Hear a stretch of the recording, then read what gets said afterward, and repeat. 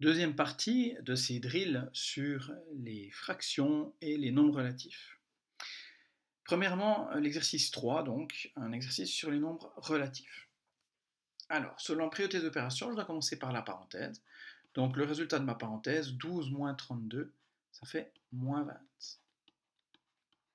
Ensuite, j'ai une multiplication et une soustraction.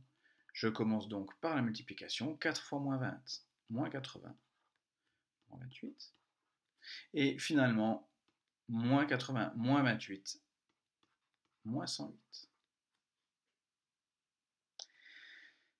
Exemple suivant, calcul suivant, j'ai une parenthèse et une multiplication. Je commence donc par la parenthèse. 11 moins 20, ça fait moins 9.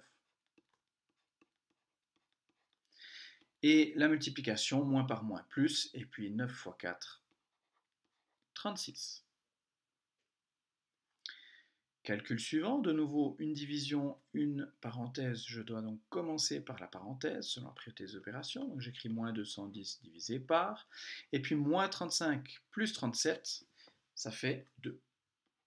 Puisqu'ils sont de signes différents, je les soustrais et je mets le signe du plus grand, c'est-à-dire le plus 37. Et puis maintenant, moins 210 divisé par 2, ça fait donc moins 105. Dernier calcul qui peut poser problème, celui-ci. Quand on a des puissances, il faut se gaffer, il faut faire attention. Ce que je conseille, c'est de revenir à la définition même de la puissance. Qu'est-ce que ça veut dire puissance 3? Ça veut dire le nombre fois le nombre fois le nombre. Et si j'écris ça, je pense que je suis déjà bien parti, parce que maintenant c'est des multiplications, j'ai évacué le problème. Alors, je vais les deux les faire en un coup. Moins par moins, ça fait plus. Par moins, ça fait moins. Et puis 4 fois 4, 16. Fois 4, 64. Donc ça, c'est vraiment un conseil que je donne, c'est quand vous avez des puissances, plutôt que d'essayer d'avoir des règles, on a le risque de se planter, hein, de se tromper, eh bien je vous conseille de transformer ça en une multiplication.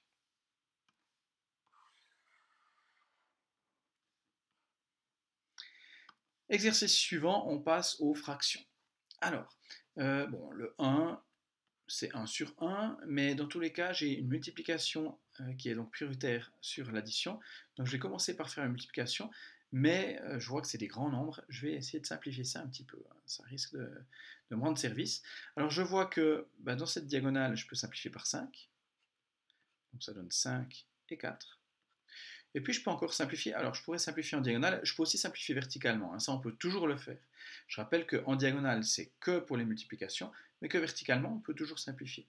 Et ici 16 divisé par 4, ça fait simplement 4 divisé par 1.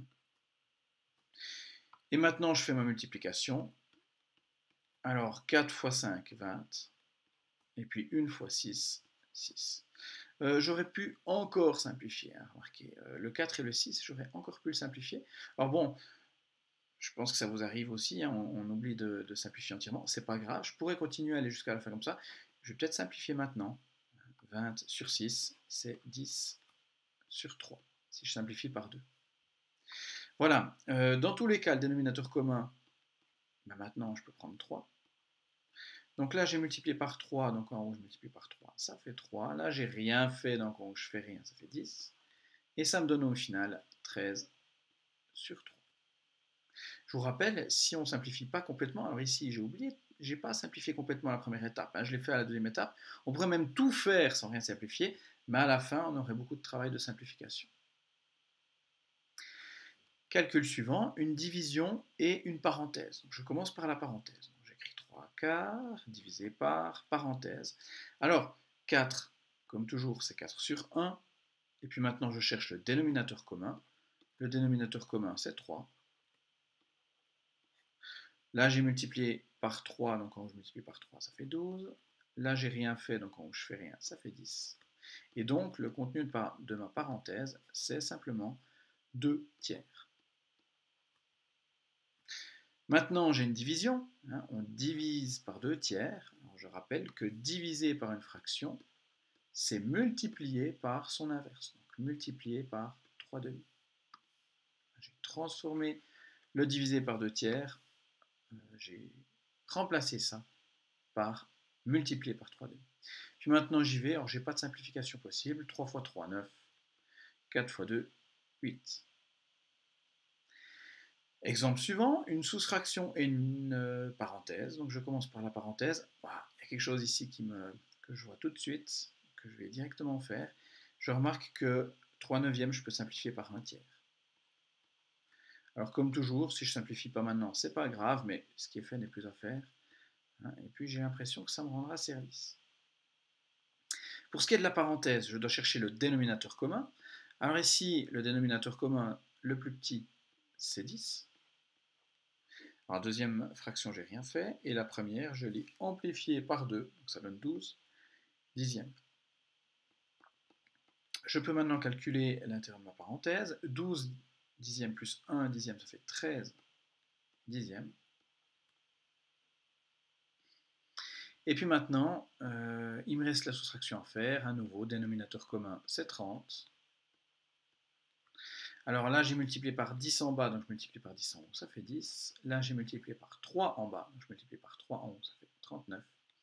Et au final, alors ça donne de nouveau, c'est la première de cette lignée, mais ça donne une valeur, une réponse négative. 10 moins 39, ça fait moins 29.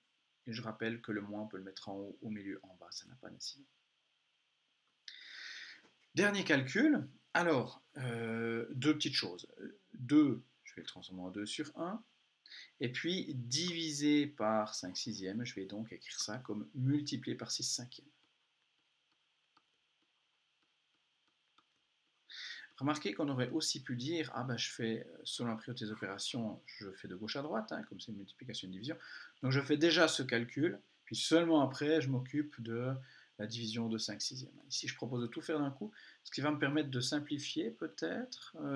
Il n'y a pas grand-chose qui se simplifie, mais il y a quand même le 4 avec le 6, ça fait 3, 2. Et puis maintenant, je peux encore simplifier le 2 et le 2 ici. Donc, attention à faire ça un minimum proprement pour qu'on ne fasse pas d'erreur due aux écritures. Donc c'est 1 fois 3 fois 3, donc ça fait 9.